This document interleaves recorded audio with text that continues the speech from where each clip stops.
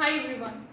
कुछ ऐसी बात है जो मैं आप लोगों के साथ अभी साझा कर रही हूँ। पिछले 1-1.5 महीने से मैं कंफ्यूज थी कि मुझे ये बातें आपको बतानी चाहिए या नहीं, बट बहुत सारे लोगों से डिस्कशन करने के बाद उन्होंने कहा नहीं, ये बात मुझे डेफिनेटली शेयर करनी चाहिए। मेरे पास ये बच्ची बैठी हुई है जिसका नाम नैना है।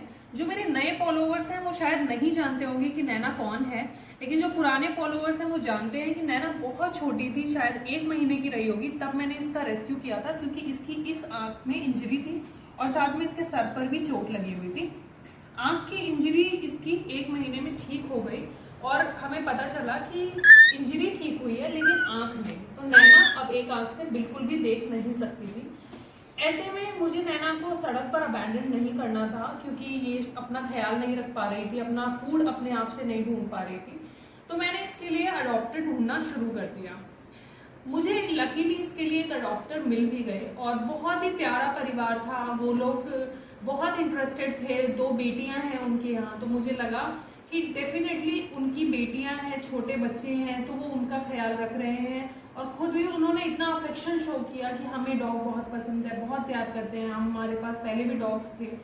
तो मुझे लगा कि ओके, ये फैमिली अच्छी रहेगी, क्योंकि मेरे घर से ज़्यादा दूर भी नहीं है, तो मैं नैना को मिलने जा सकती हूँ, उसके पास रह सकती हूँ। इन केस उसको किसी भी मेडिकल हेल्प की ज़रूरत पड़ती है तो उनकी फैमिली की भी हेल्प कर सकती हूँ।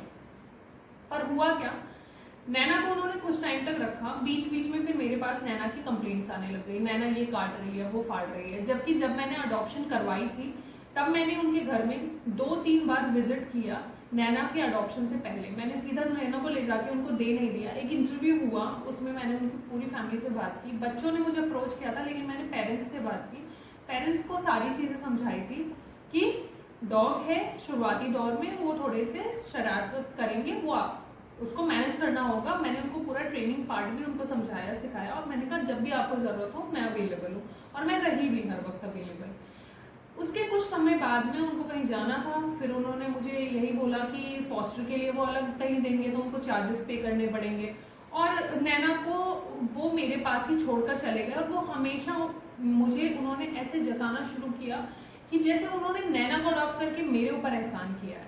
अब क्योंकि नैना के लिए तो मुझे एक अच्छी फैमिली चाहिए थी, तो मैंने इसको थोड़ा इग्नोर किया कि वो मेरे बारे में क्या सोचते हैं। मुझे लगा नैना को एक अच्छा परिवार मिला हुआ है, नैना को वो लोग प्यार कर रहे हैं, तो कोई बात नहीं, वो मेरे बारे में क्या सोचते हैं मैं इस चीज़ को ज़्यादा प्रेफरेंस नहीं देती हूँ।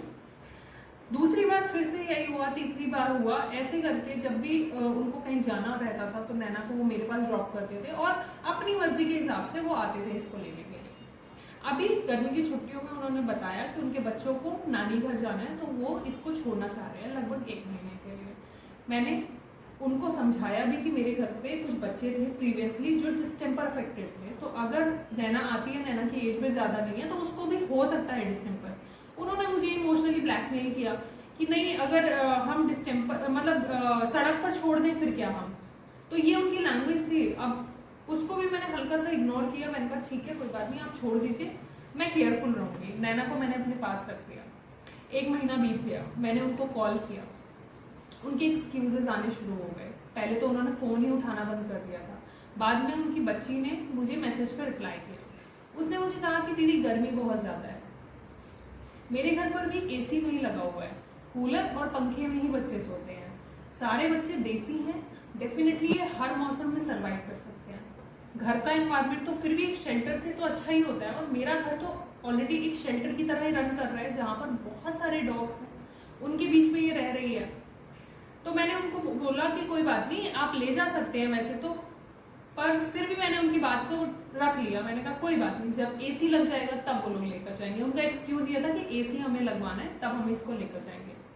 आज 2 महीने हो गए हैं, बारिश शुरू हो गई है, मौसम ठंडा हो गया है।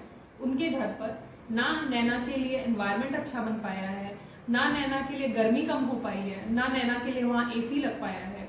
उन लोगों की अब मुझे कोई कॉल्स नहीं आती हैं, और डेफिनेटली अब आएगी भी तो मैं नैना को उनको नहीं देने वाली हूँ, क्योंकि नैना को इतने लंबे लंबे समय के लिए वो यहाँ छोड़ कर जाते थे। अब यहाँ के जो डॉग्स हैं वो जिनके साथ रह रहे हैं उनके साथ तो ठीक है, पर जिस बच्चे को वो देख रहे हैं 4-5 महीने बाद, तो वो उसको भूल जाते हैं।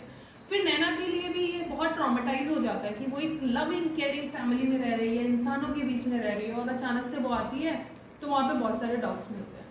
तो अब उन लोगों को तो मैं नैना को नहीं बाकी सबको भी मैं मैसेज देना चाहती हूँ कि अगर आपको ना डॉग्स बड़े प्यारे लग रहे हैं, बड़े क्यूट से लग रहे हैं, आपको सड़क के डॉग्स, आपने कोई वीडियो देख लिया तो आपको लग रहा है कि चलिए अडॉप्ट कर लेते हैं, नहीं, आप ब्रीड डॉग ला रहे हैं, आप इंडी डॉग ला रहे हैं, डजेंट मैटर। आपके पास में 14 साल 15 साल का समय अगर नहीं है उस बच्चे के लिए, अगर उसके लिए आपके पास फैसिलिटीज नहीं है, अगर आप उसको दवाई खाना ठीक से नहीं दे सकते हैं, अगर आपने इस चीज का नहीं बंदोबस्त किया है कि आप कहीं जाएंगे तो बच्चा कहाँ रहेगा, तो कोई जरूरत नहीं है अडॉप्शन की।